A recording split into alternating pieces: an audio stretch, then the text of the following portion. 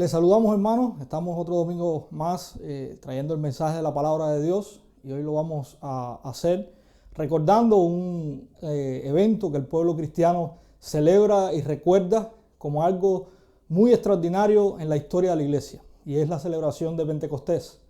Usted en su casa puede pausar el video unos instantes y leer el capítulo 2 del libro de los Hechos.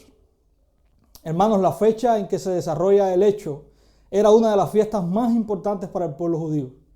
Por muchos años ellos habían celebrado esta festividad, y es por eso que la ciudad de Jerusalén estaba muy concurrida con judíos y prosélitos de todas partes. Pentecostés era la celebración de la fiesta de las cosechas, por cuanto la siega del trigo acababa casi en toda Palestina en este tiempo, y se procedía a ofrendar 2 panes de trigo nuevo. En una época tardía, los rabinos alegaron una relación que no se menciona en el Antiguo Testamento entre la fecha de la promulgación de la ley en el Sinaí y Pentecostés. Pero no se puede demostrar que la ley de Moisés fuera dada exactamente 50 días después de la salida de Egipto. El Pentecostés más decisivo fue el que tuvo lugar después de la resurrección y ascensión de Cristo. A la hora tercera, hacia las 9 de la mañana, el Espíritu Santo descendió sobre los apóstoles y sobre alrededor de 120 discípulos. Así es como fue fundada la iglesia. El Espíritu Santo fue dado sin distinción de edad, de sexo o de condición social a todos los que estaban reunidos en el aposento alto. En el pasado, el Espíritu había sido otorgado con poder a los profetas y a ciertos creyentes, pero el primer Pentecostés cristiano marca el inicio de la dispensación del Espíritu. Desde aquel entonces, los dones del Espíritu Santo son dados a los creyentes, sellados por Él, y son en consecuencia exhortados a ser llenos de Él, y ellos sin la observancia de ritos particulares. Dios había suscitado en el pasado al pueblo de Israel, al que se reveló de una manera especial. En la actualidad, en esta nueva dispensación, el Señor actúa por medio de la iglesia, de la que el Espíritu es el vínculo de unión, fortificándola, acrecentándola y edificándola sobre la tierra. Después de la resurrección, Jesús estuvo con sus discípulos por 40 días, y justo antes de su ascensión les mandó a esperar el poder para que ellos le fueran testigos. 10 días más tarde, en medio de la fiesta de la cosecha, ese poder había llegado. El Espíritu Santo es derramado sobre los creyentes. Lo primero a notar en el texto es que la promesa del Espíritu Santo sobre los creyentes se estaba cumpliendo. Juan el Bautista había declarado que ese Jesús que estaba siendo bautizado por él en agua, luego bautizaría en Espíritu Santo. Jesús en los capítulos 14 y 16 del propio Evangelio de Juan les promete a sus discípulos que no quedarían desamparados, pues el Padre enviaría al Consolador, el Espíritu Santo. En este texto estamos viendo cómo la promesa de Jesús se ha cumplido. Los suyos ahora no solo estaban siendo investidos de poder, sino que también de la compañía que Él había prometido dejar para ellos. El Espíritu, además, como el elemento necesario, tanto interno como externo, para llevar a cabo la tarea de la iglesia, la proclamación del Evangelio. Junto con la promesa en el capítulo 1, verso 8, Él les dice que después de que venga sobre ellos el Espíritu, podrán serle testigos a todo el mundo.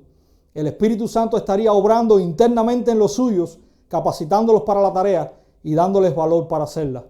Este grupo de hombres que 50 días antes habían huido atemorizados y les habían negado, ahora estaban frente a una ciudad abarrotada, con los fariseos odiando el nombre de Jesús y a todo el que tuviera que ver con Él, llenos de valor para proclamar al Salvador que había dado su vida por los suyos. Aquel Pedro que le había negado 3 veces, hoy se levantaría con valor y de nuevo para presentar a Jesús como el Salvador en un sermón que marcó las festividades de las cosechas con una gran cosecha de almas. Cuando comenzamos a predicar las maravillas de Dios, embestidos de poder, algunos se reirán.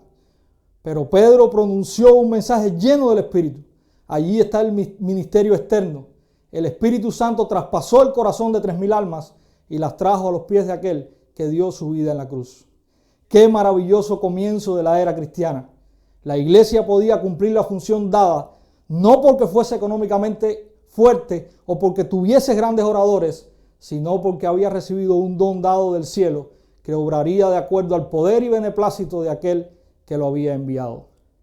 Quiero hacer notar que estas lenguas no trajeron confusión o revuelo dentro de la audiencia. El propósito no era despertar una algarabía ni traer confusión a los que escuchaban el mensaje. Si usted observa con detenimiento, el texto nos dice que hubo en aquella multitud gente que se maravilló, pues escuchaba la proclamación de las maravillas de Dios en su propio idioma. Algunos que al parecer no entendían el mensaje que se estaba pronunciando, hicieron burlas, diciendo que los discípulos estaban diciendo palabras sin sentido. Como consecuencia de esto, el apóstol Pedro se levantó y alzando la voz pronunció uno de los sermones más trascendentales de la historia de la iglesia. Su enfoque estuvo centrado en la obra de Cristo, el crucificado y resucitado. Pedro hace un recorrido donde muestra que ese Jesús que ellos habían desechado y matado era el Mesías prometido, del cual los profetas habían predicho. Pedro los lleva a recordar su pecado y culpa en la condena y muerte del Mesías y les recuerda con un grito de exclamación: a este Jesús lo resucitó Dios, de lo cual todos nosotros somos testigos. Así que, exaltado por la diestra de Dios y habiendo recibido del Padre la promesa del Espíritu Santo, ha derramado esto que vosotros veis y oís.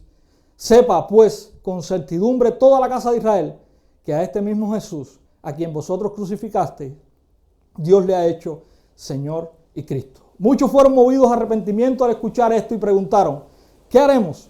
La respuesta de Pedro fue inminente: arrepiéntanse y sea bautizado cada uno de vosotros en el nombre de Jesucristo para perdón de pecados y recibiréis el don del Espíritu Santo.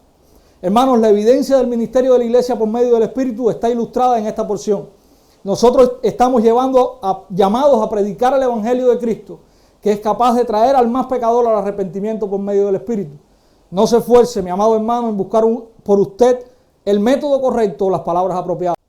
Recuerde que el Espíritu Santo es el que está obrando en usted y el no creyente, y que Dios está haciendo la obra a pesar de usted. Pedro era solo un pescador.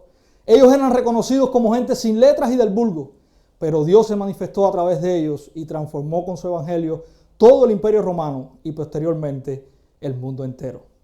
La misión de la iglesia en la predicación del evangelio tendrá éxito siempre que conozcamos en qué consiste el evangelio. Dios, nuestro creador y dueño, la rebelión del hombre llamada pecado que conlleva la muerte, Cristo como propiciación a los que se arrepienten y creen, gloria a estos y muerte eterna a los que mueren en sus pecados. Y también en el descansar en el poder de Dios para transformar vidas. El éxito no está marcado por ver a multitudes venir a Cristo, sino por ser fiel en cumplir nuestro llamado. Al final, Dios es el que, a través del Espíritu, convence de pecado, justicia y juicio. Pensemos, iglesia, que hemos sido investidos con ese mismo poder para predicar con valor y de nuevo la palabra de la cruz. Pensemos que el mismo Espíritu de Hechos capítulo 2 es el que ha sido derramado sobre nosotros al creer y que continúa haciendo la obra de regeneración en los corazones de los que nos rodean. Cumplamos entonces la misión de llevar esa noticia al mundo que vive en pecado y que no se salvará si nosotros no llevamos el mensaje a ellos.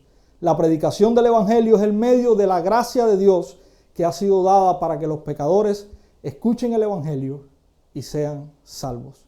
Cumplamos nosotros entonces esta enorme tarea. Que Dios nos bendiga. Cristo, yo creo en ti. Yo siempre